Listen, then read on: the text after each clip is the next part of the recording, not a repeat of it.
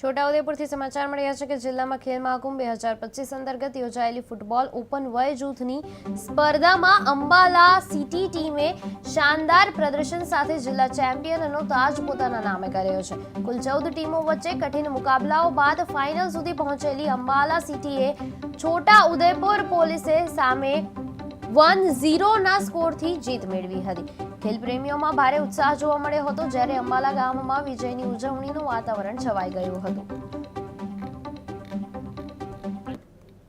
ખેલ મહાકુંભ 3.0 જે કોટાલિયા ખાતે આયોજન હતું, એમાં 14 જેટલી ટીમો ભાગ લીધો હતો।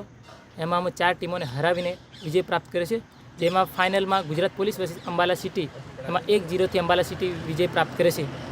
છોટાઉદેપુર જિલ્લામાં પ્રથમ ક્રમ હાસિલ કર્યો છે। શું નામ તમારું? રાઠા વરસનભાઈ। ગુજરાત સરકાર દ્વારા ખેલ મહાકુંભનું આયોજન કરવામાં આવ્યું હતું સરકારશ્રી દ્વારા। એમાં લગભગ 14 ટીમો ભાગ લીધેલી હતી। એમાં અમારી અંબાલા સિટી ટીમ ચાર ટીમોને હરાવીને ફાઇનલમાં પોલીસ સામે 1-0થી જીતેલ છે અને અમારા અંબાલા ગામનું નામ રોશન કરેલ છે, જે હું કોચ તરીકે મારા સર્વ ખેલાડીને અભિનંદન પાઠવું છું।